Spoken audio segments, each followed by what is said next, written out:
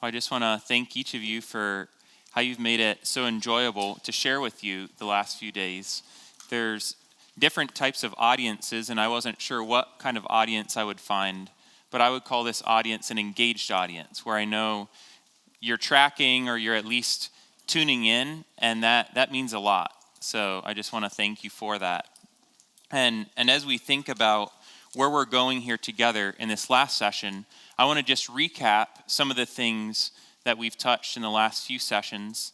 And I've been blessed to see how what Daniel's sharing, what I'm sharing, seems to be a cohesive message that God's bringing together. That he wants to know us, that he already knows us, and that he wants to, in a relationship with us, move in our hearts and through our lives in the world around us. And as we think about our story and his story, and how those, when they come together, create a path of purpose, I want to remind us that that purpose is anchored in the love circle, the relationship with God. So what we're going to talk about here today is we think about anticipating. As we think about anticipate, following the Spirit's leading into his plans and purposes in this world, we have to always remember what the end goal is. The end goal is that we know him who first knew us, and that others know him as well.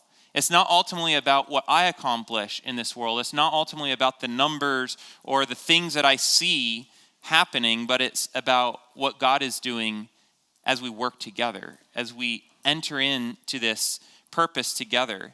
And that's why it's such a life-giving calling when we seek first his kingdom and his righteousness. It's not pursuing an accomplishing of God's tasks because he can't do it or because he doesn't want to do it, but it's him inviting us into his work, kind of like what my daughters think about when they want to help me prepare breakfast. I could so much easier prepare the breakfast for them than when I have a 3-year-old and a 6-year-old tugging at my shirt or trying to navigate hot or sharp items. But they want to do it with me. And that's the picture I have as I think about doing mission with God. It's me, the clumsy, less incompetent person who has no power in and of myself to accomplish God's plans in this world. But it's a generous and loving God that invites me to do it with him because he wants me to be a part of his purpose in this world. The thing that inspires me as I look at the stories in Scripture is that God is accomplishing his purposes through people like you and me. People who are flawed, who fail, who are selfish, who yet still choose to listen to his voice and follow after him and experience that life that is found in pursuing purpose with him. So I want to invite you to look at the book of Esther with me today. We're going to do sort of a fly through in the book of Esther. But as you're turning to Esther, and we're going to be starting in chapter 2, I'm just going to put up here a QR code. This is a QR code if you want to be in contact with me after our time here. I know I haven't had the chance to sit and chat with each one of you, but I just wanted to put it out there. If you, coming away from this week, would find it helpful to have an outside person to ask questions as you're navigating the next steps, I would love to hear from you and would be happy to do a call. And so I just put that up there. If you're interested, feel free to shoot me a message, and I'd love to have a call with you. I love asking questions. I can't promise answers, but I can promise curiosity and questions as you think about what's next in life. So Esther chapter 2. The story of Esther happens approximately 100 years after Babylon invaded Israel and carried people captive. King Nebuchadnezzar, the world's most powerful king at the time, conquered Israel, carried people captive, and Esther's great-grandpa, Kish, was carried away. Eventually, the kingdom of Babylon was overtaken by the Persian Empire, and here in this story, we find Esther living in the capital city of Shushan with King Ahasuerus as the king of Persia. Sort of to give it context, we see that Esther's parents had died, And so she's living with her cousin Mordecai. And in that context is where we see the story of her people. The story of her people living in captivity, this sort of dejected sense of living under the rule of another and finding themselves in a pagan empire where idol worship is commonplace, and where they're trying to hang on to their practices, their culture, and ultimately their God. So as we imagine this context, this teenage girl about your age living as an orphan with her cousin in the Empire of Persia, in the capital city, I invite you to read with me Esther chapter 2, verses 8 to 10. So it was when the king's command and decree were heard, and when many young women were gathered at Shushan, the citadel, under the custody of Haggai, that Esther also was taken to the king's palace, into the care of Haggai, the custodian of the women. Now the young woman pleased him, and she obtained his favor, so he readily gave beauty preparations to her besides her allowance. Then 7 choice maidservants were provided for her from the king's palace, and he moved her and her maidservants to the best place in the house of the women. Esther had not revealed her people or family, for Mordecai had charged her not to reveal it. We also see verse 11, and every day Mordecai paced in front of the court of the women's quarters to learn of Esther's welfare and what was happening to her. So as we're thinking about story, I first want to look at Esther's story, then I want to look at the broader story. Oh, thank you for blocking ads. Let's get back. So we're going to start by looking at Esther's story, then we're going to move into her family story, or we might call it her people's story, and then we're going to move into God's story as we look at the story of Esther. So first, I want us to think about, what do we learn about Esther? We just read a small segment, but you all know the story of Esther. And we can just imagine what life must have been like for her. So we think about a story, we see loss, right? She lost her parents. We might think of a sense of being an outsider, living in a culture, but being within her own culture. So a culture within a culture. She must have sensed, I don't necessarily fit in here. This isn't my country. And there is always this longing of the Jewish people, and we even see it today, this longing for a homeland that they can say, this is my place. This is my home. And I think that's a longing that all of us as human beings have, to be home, to be where I belong. And we can only imagine that this is what Esther must have felt. But yet she lives in a time of great transition, big shakeups and changes. Queen Vashti is banished by the king, and now he's looking for the next queen. And it so happens that she was beautiful enough to qualify to become a captive of the king. So the king's sending out his guards to find these beautiful virgins that could possibly be his next wife. And they're prepared through this extensive preparation to prepare them for one night with the king. And then if he liked her enough to call her as his queen, she's queen. If not, well, she's considered like a concubine and taken care of with the king's resources, but no longer free to go out and do as she wishes. So I can imagine this sense of uncertainty, unsettledness, perhaps a deep sense of loss, of fear, of the unknown. What's going to happen to me? I am pulled away from my family, and in this uncertain setting, this setting surrounded by many other women who perhaps were from pagan backgrounds and didn't share her values. But something that really stands out to me in Esther's story is a sense of anchoredness, a sense of confidence, of trust, of faith.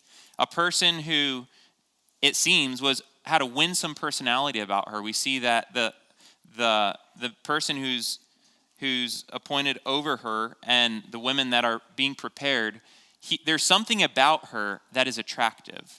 And I think there is a deep there is something deep in her soul that made her an attractive person. Not just a physical outward beauty, although she was a stunningly beautiful woman, but we see this pleasant spirit, a spirit of honor, a spirit of care, a spirit of awareness of her surroundings, and a serving heart, stewarding what she had been given to bless and protect others.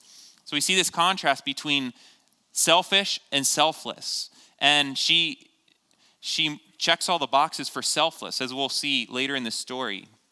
We see that she heeds the advice of her cousin Mordecai.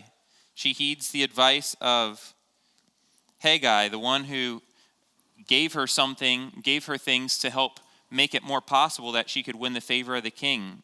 We see that when she is reminded of the plight of the Jews, that she considers, that she takes a step of faith, and God uses her.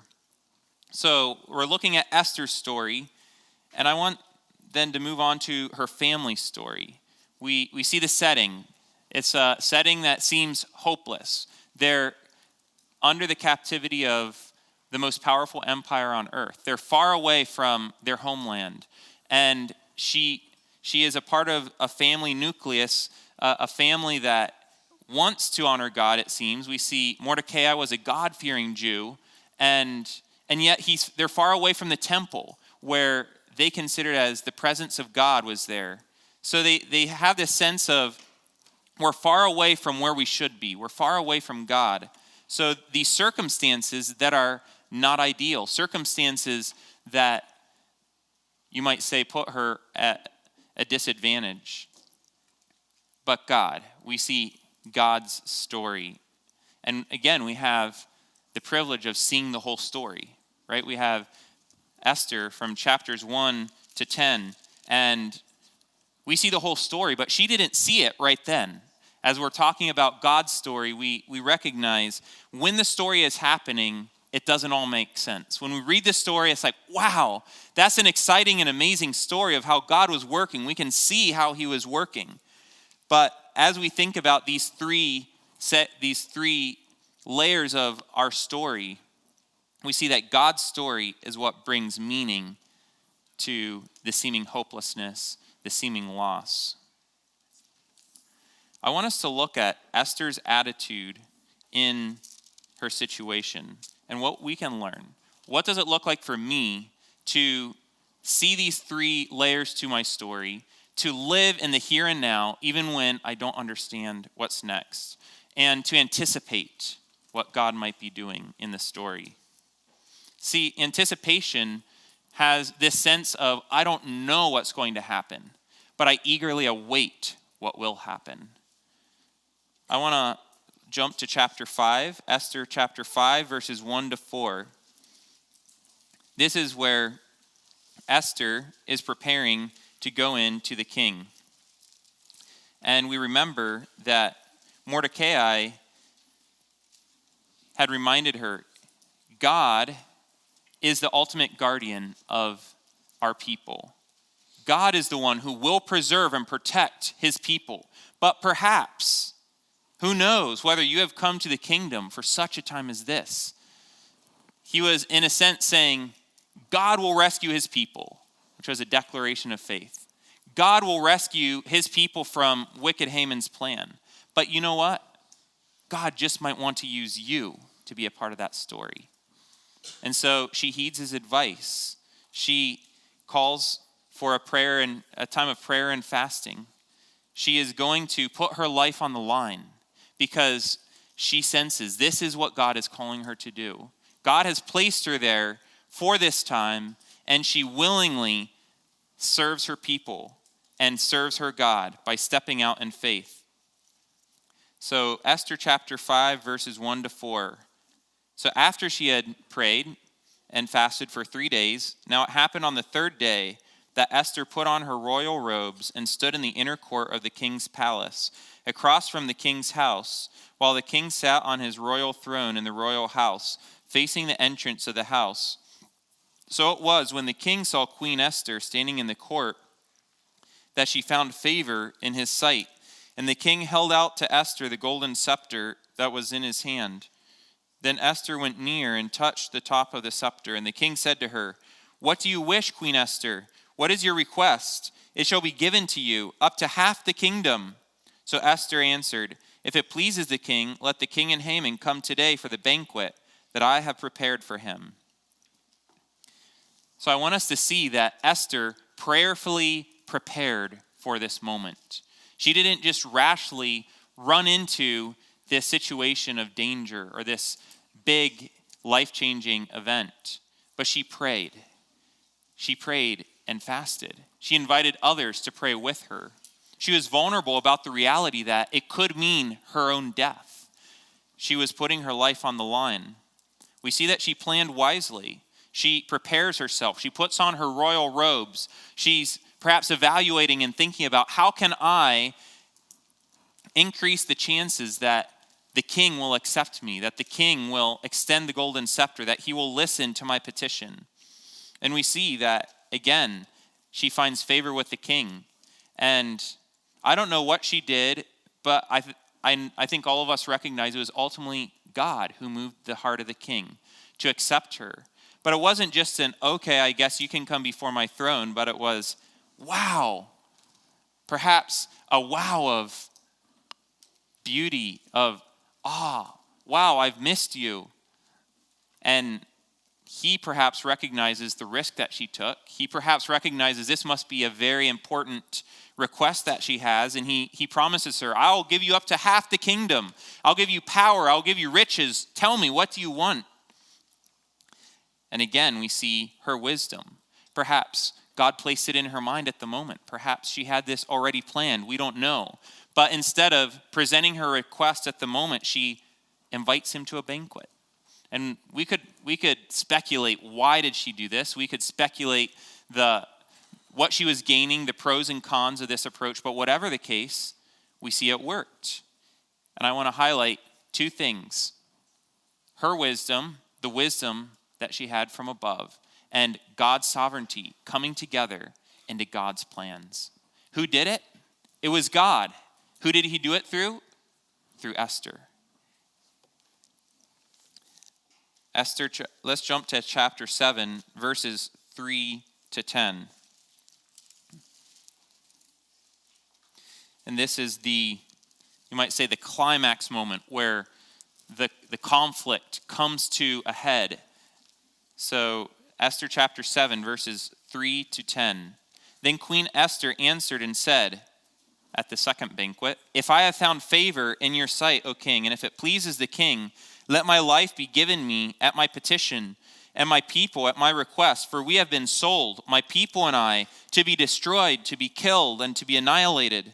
Had we been sold as male and female slaves, I would have held my tongue, although the enemy could never compensate for the king's loss." So King Ahasuerus answered and said to Queen Esther, "Who is he, and where is he, who would dare presume in his heart to do such a thing?" And Esther said, "The adversary and the enemy is this wicked Haman." So Haman was terrified before the king and queen. Then the king arose in his wrath from the banquet of wine and went into the palace garden. But Haman stood before Queen Esther, pleading for his life, for he saw that evil was determined against him by the king. When the king returned from the palace garden to the place of the banquet of wine, Haman had fallen across the couch where Esther was. Then the king said, "Will he also assault the queen while I'm in the house?" As the word left the king's mouth, they covered Haman's face. Now Harbona, one of the eunuchs, said to the king, "Look, the gallows 50 cubits high, which Haman made for Mordecai, who spoke good on the king's behalf, is standing at the house of Haman." Then the king said, "Hang him on it." So they hanged Haman on the gallows that he had prepared for Mordecai. Then the king's wrath subsided. Something that really stands out to me in this section that we just read is how in this climax of events, it is the culmination of so many seeming coincidences that fit into a sovereign plan. We see there's a gallows that's prepared to hang Mordecai on. And God divinely rescues him through the king's restless night when he has the records read and he discovers that Mordecai needs to be rewarded. And so he asks Haman to parade him around the streets and to honor Mordecai.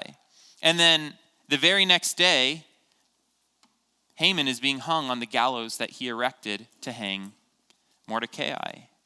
And we see how Esther, who coincidentally ended up being the queen, at just the right time, goes in to the king, not a day too early, not a day too late, just on time, and Mordecai is rescued.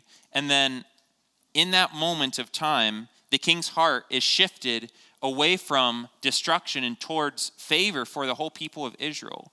All of this culminating at the right time through a series of events that Esther perhaps never foresaw.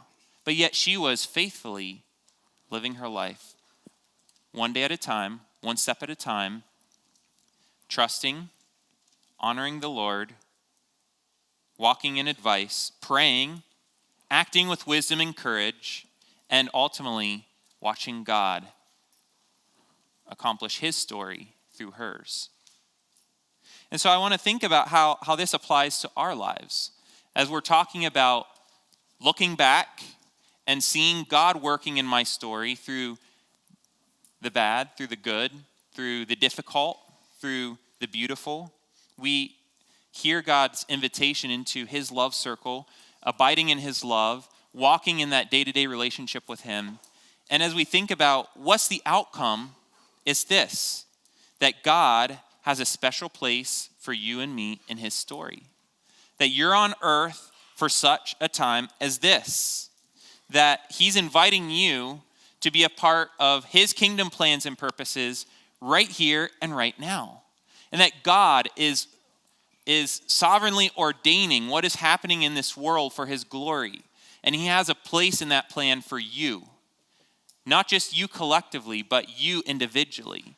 That your life, the moment you were born, the family you were born into, the place you were born into, the fact that you're here is a result of God's sovereign plan, working through the seemingly mundane and ordinary things of life. And as we look back, perhaps later in life or in eternity, we will see God's fingerprints all throughout the story. At times, it's hard to see that. At times, it's hard to see beyond the physical circumstances around us. At times, it's hard to allow our imaginations to go beyond what meets the eye. And at times, we might imagine and we're just catching a glimpse, but a very small glimpse. Or maybe it's not even a glimpse of what he's doing. Maybe it's just a figment of our imagination. But whatever the case, I'm inviting you to consider, what is God doing right now? Not just in the world around me, but in me and through me. Why does he have me here? And asking that question is a question that you can ask God, that you can wrestle with him about. Perhaps it's a question tainted with cynicism. God, why am I here anyway? What's the purpose? What's the plan? And that's okay. That's what wrestling with God looks like, allowing your emotions to come to the table and allowing God to take that and to shift that and to show you what he is doing in his timing. Well, something else that I want to highlight is that although God does have a special place for you in his story, he doesn't need you. He doesn't really need you in his story. And we could imagine that, what about those poor people around the world that will never hear if I don't step out, if I don't do this or I don't do that? And then we can bear a burden that wasn't for us to bear. Or we can take responsibility for things that we weren't supposed to take responsibility for, or that we weren't supposed to take the glory for. But God doesn't really need you, in the same way that I don't really need my daughters to help me prepare breakfast. But God wants you. He could do it all himself. He could send the legions of angels to evangelize the world. He could send his angels to send Satan to eternal hellfire once and for all in just a blink of an eye. He could do it himself without ever using the angels to begin with. But the crucial reality is that He wants you. He doesn't need you, but he wants you. And I think that's what Mordecai was touching on when he challenges Esther, that if you don't do it, God will do it some other way. God is able to and will do his plans and purposes in this world. You could rebel against his plan. You could ignore his voice today, and he'll accomplish his plans and purposes anyway. But the reality is he wants to do it through you.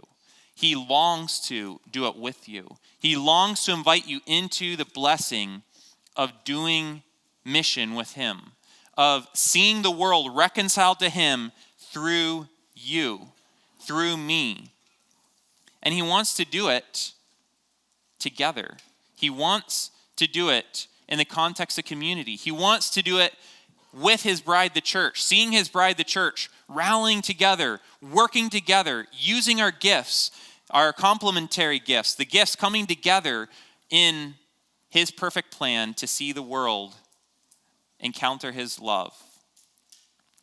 I really appreciate the quote from missiologist Greg Livingstone. He says, "Why did God tell the great missionary Paul of Tarsus, 'My grace is sufficient for you, my power is perfected in weak people'? Because the Lord has always used weak people who aspired to be used by an all-sufficient God. The history of missions is all about weak, barely competent people who believed the one who sent them could accomplish his purposes even through the likes of them." And let's stand up and read the final sentence in bold together. So together. "There are only two kinds of people in the world, the weak ones who make themselves available to God and the weak ones who don't." You may be seated. So the question is, which one are you? Are you the weak person who's available and willing and ready, or are you the weak one who isn't? And you know, there's some things, there's various reasons that we don't respond to his call. One is we disqualify ourselves by saying, "Who am I? I can't do this." And that's because we're looking to ourselves. We're looking at ourselves as the one who is accomplishing it. And the flip side is, we're like, "Who are you to tell me what to do? I want to do what I want to do." So both senses are focusing on me. I'm not competent, or I want to do what I want to do. And both are selfish. But what God wants to do is invite you to look outside of yourself, to look to him, and to anticipate what he wants to do in you and through you as you step out in faith. And that's the next thing I want to highlight. God does his work when we step out in faith. And oftentimes he chooses to wait to act until we take that step of faith. Not because he couldn't, but because he wants to invite us to take that step. Such as that step into the Jordan that still hadn't parted until their feet came down where the water had been. Or like Abraham, who didn't know where he was going, but he went out anyway and eventually found himself dwelling in the land that one day would belong to his children. We see the faith of Joseph to continue being faithful even when he was in a jail cell.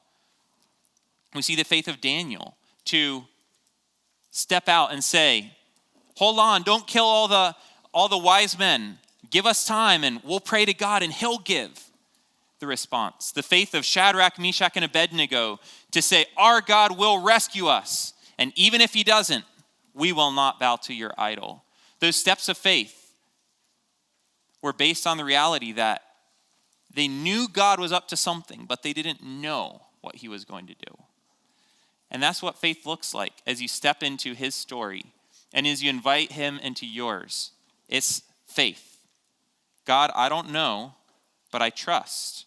And I'm going to take a step. I don't even know for sure if this is the right step, but I sense that it might be, and I think it might be, and I've consulted and asked for advice, and I've prayed.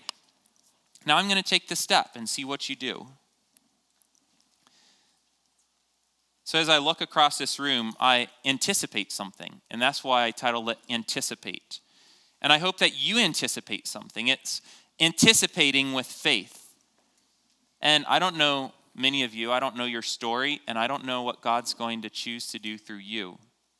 But I do believe, without a shadow of a doubt, that you are here in 2025 for such a time as this.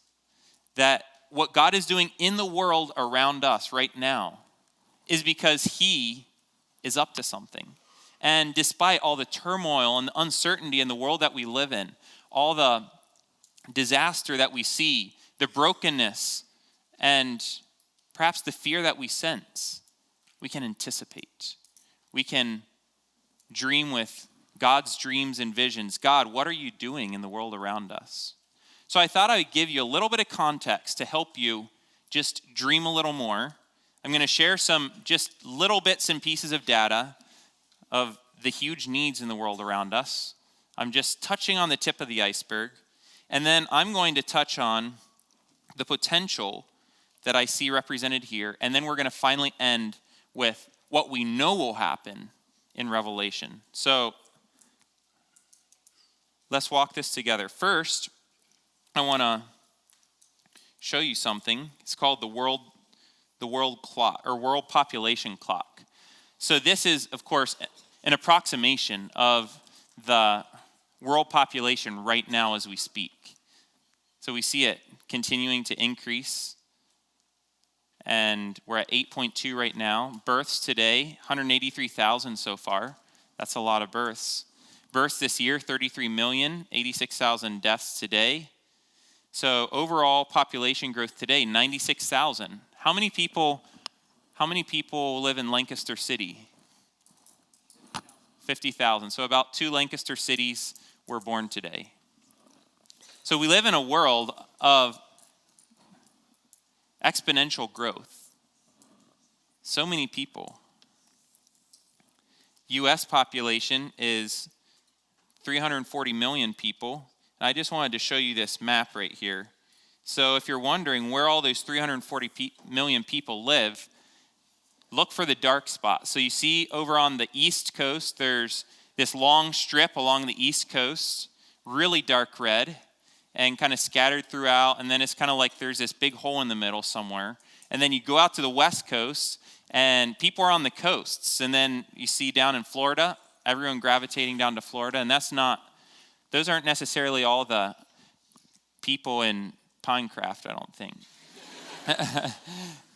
But we see pockets of huge populations and then vast emptiness all throughout the country. Something that's interesting to me is 81% of the U.S. population is considered urban. So I want to clarify here. Urban doesn't necessarily mean megacity. Urban could be a small town, it could be a medium-sized city, it could be a megacity. But 81% of the U.S. population is urban, which means 19% live in the rural places where there's lots of open emptiness and fields and farms, which we need. But the thing that I've thought about is, what does it look like for us to represent Christ where the people are? And my hunch is that, and this is just a hunch, but my hunch is that we're approximately the flip in our circles, where maybe about 81% live out in the countryside and 19%, or maybe it's only 5% or 1% live urban. So my challenge to you is, ask God, where are you working and how can I step into that? And most likely, he'll call you to live where people live. And maybe that's rural, but maybe there's an 81% chance it'll be urban, because that's where 81% of the people live. I want to also highlight unreached peoples that are in our country today. So you see all the blue up there? Those dots represent pockets of unreached people groups in the United States. So unreached peoples, less than 3% evangelical Christian. People who have a very low likelihood of hearing the gospel in their own language represented in their culture. And they're here on our doorstep. Look at that blue over on the East Coast. How many unreached peoples are represented within 100 miles of where we live? People who only 100 years ago would have been across the ocean, would have been in places that are really hard to get to. But now God's brought them to our doorstep within perhaps a few miles or a few hours of your home, of my home. What does it look like to consider these needs and opportunities? I want to show you this really fascinating list on the website upgnorthamerica.com.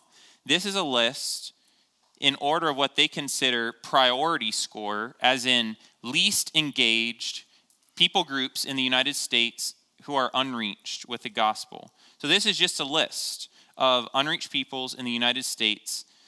So you look at the different columns, you see people group, you see the metro area, the city where they're located, population size, how many thousand people live in that specific area, and the primary religion. Something that caught my attention, these top, 10, 15, and we've still not gotten to the bottom of them, are Jewish. Very few Jews have the opportunity to meet a Christ follower and to engage with them in a meaningful way. And look, 9 out of 10 of them are in New York City, just a few hours away from here.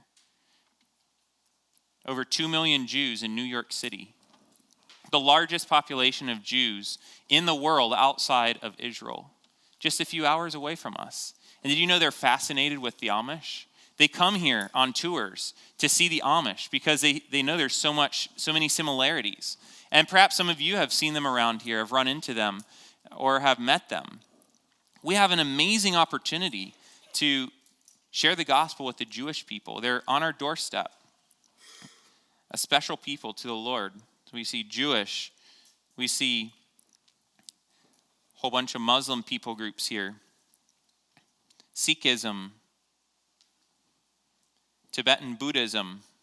See, this list just goes on and on and on. These are unreached people groups just in the United States alone, which means you don't have to get a visa. You don't have to figure out how to get a platform to live in another country. You just have to follow God's leading, and perhaps he'll lead you to live among a people group, an unreached people group here in the U.S. And I'm not insinuating that your life is only purposeful if you're engaging with unreached peoples, but the unreached are unreached for a reason, because they're hard to reach. There's barriers. There are things that make it more difficult for us to press into that. Who's going to step up and follow God's leading into these places? And maybe he'll call you across the pond or halfway around the world, like Daniel and his family, living in another culture, in another place. Well, I'm just trying to plant seeds of vision in your heart. What might God be calling you into as you look at his plans and purposes for your lives? Something else that leaves me feeling heavy is the reality of sex trafficking. It's one of the biggest plights of our century. Millions, approximately $173 billion generated each year through illegal profits in sexual exploitation and forced commercial sexual exploitation, generating $173 billion each year. And it's happening right on our doorstep. In fact, in New York City, just a few blocks from our house, is a street called Roosevelt Avenue. And there is an article fairly recently that was published that said it's the Bangkok of America, where people come to have sex, to get their fill, and to have fun. And these women are out on the streets trying to get guys to go in with them. And a lot of them have probably been trafficked in some way, shape, or form. And there's stories, testimonies of people who have been getting out of it through the help of organizations. This is just one of the plights, but a huge plight of our day and age. The slavery, the modern day slavery that is fed by the porn industry, that is fed by selfish people who are using people as slaves. So many opportunities close to home. Homeless people on the streets that need to hear about Jesus. People who need a friend. Loneliness, depression. People who are seeking for community. Immigrants who need help establishing themselves in this country, who are at a ripe place in their life journey to experience the love of Jesus. So what is God going to call you into? I share all of these things to highlight the need, but not to put you on a guilt trip, but to inspire you to ask God, how do you want to use me in my lifetime? How can I live for such a time as this? How can I live intentionally, not just coasting through life, not allowing my attention and my focus and my time and my energy and my money to be consumed by the frivolities that life offers? How can I press into your plans and purposes for my life as I pursue your purposes and plans in this world? Something that excites me is sensing that in this generation, there's a stirring. On the one hand, we're surrounded by and immersed in greater wealth and greater distractions than ever before, like we talked about yesterday. We see, though, that there's this, I at least see that there's this sense or this recognition, realization that this doesn't really fill. Maybe the previous generation experienced it, and maybe you've started to experience it, and you see, this doesn't bring happiness. This isn't where life is at. And so I think there's a lot of young people who are grappling with this question, well, what is the meaning of my life? Why am I here? Is it to make another few $1,000,000 to pass along to the next generation? Is it to build our church building a bit bigger and to fill the pews at our church and to be a good church member? Is it to maybe give in the offering and help pay off that next project that we're doing? And I don't say any of that to say those are wrong in and of themselves, but I want to just highlight how what God is doing in the world is so much greater than my own little bubble and world. And he wants to invite you to open up your mind and invite him to give you big visions and dreams for your life. Not to put you on a pedestal, but to make him look great and to bring him glory. To step out in faith as you process your life story and seek to allow him to invite you into his story as you abide in Jesus in that day-to-day relationship. I challenge you, ask him, what would you have me do? And continue asking him, what would you have me do? And continue trusting him as he puts the little nudgings on your heart. Step out in faith. Pray, get counsel, get input. And then take the step of faith, knowing that the seemingly mundane and small things of life are a part of his greater purposes and plans. I want to invite us to remember what our calling is as the church. Jesus said, all authority has been given to me in heaven and on earth. And this is what motivates us to go out. His authority is what we go out on. We are not going out on our own authority. We're not going out with our own backing. We're going out with his authorization to take his gospel to the ends of the earth. He says, go therefore. For that reason, go. And go might be next door. It might be to the nearby town. It might be to the next city. It might be halfway around the world. But going is an action. It's stepping out in faith.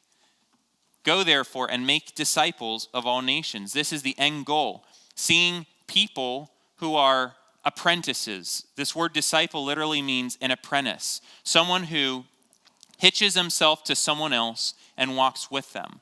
And that's what you're inviting people into. You're not inviting them to live out their Christian walk in this copy and paste sort of way. You're inviting them into a relationship with Christ.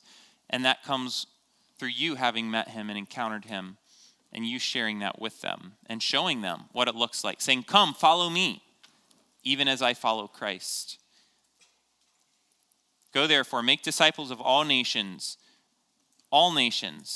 panta ethnic peoples, all the peoples of the world that are on our doorstep and around the world. Each people group is important to God's heart, and that's why it's important to our heart. Baptizing them in the name of the Father and of the Son and of the Holy Spirit, inviting them to take this stand of faith to say, no matter the cost, I am a follower of Jesus. I identify with him, and I identify with his people. Baptizing them in the name or under the authority of the Father, of the Son, of the Holy Spirit. And what's your role? It's to teach them to observe all things that I have commanded you. You imparting to them the word of life, what you're learning, as you're growing, inviting them to learn and grow by studying the word, by seeking to put it into practice in everyday life. And here's the promise. And lo, I am with you always, even to the end of the age. So why not? Why not step out? He's with you. What is there to fear? He's given you authority, and he's with you. And he's given us the simple but yet difficult task to go out and invite people to follow him. And I say difficult because it acknowledges the reality that there are so many hurdles when we look at what we've been given and compare it to some of these people who have been raised across generations, many generations, hundreds of years, perhaps thousands, where generation after generation has been under the darkness of the deceit of the enemy. The power of the Spirit is the only thing that can set them free through vessels like you, through his word, and he wants to do it, and he will do it as you step out. And the way we know that he will do it is because he gives us a glimpse of the end. John writes, after these things I looked, and behold, a great multitude which no one could number. So how many are going to one day come to faith? A multitude that no one can number. Of all nations, tribes, peoples, and tongues. Every panta ethne, every ethnic people group will have representatives there. We know it. Standing before the throne and before the Lamb, clothed with white robes, with palm branches in their hands, and crying out with a loud voice, saying, salvation belongs to our God who sits on the throne and to the Lamb. So God will do it. He is redeeming all people to himself. The question is, will you be part of it? Will you accept his invitation to step into what he is doing in this world? Or will you waste away your life doing what you want to do? I invite you to consider this. How does my story fit into God's story? I invite you to ask him, why have you put me here on earth? Why did you design and wire me the way you have designed and wired me? Why have you given me these giftings, these interests, these experiences? Why have you placed this burden or this interest on my heart? What are you doing? And as you ask, and as you invite other people into the wrestling and the searching, know this, he will lead you forward. He will invite you, whether through nudgings or clear guidance, to step out in faith. Faith implying you won't know everything, but you'll know enough to take the next step. And he will be with you all through life as you walk with him.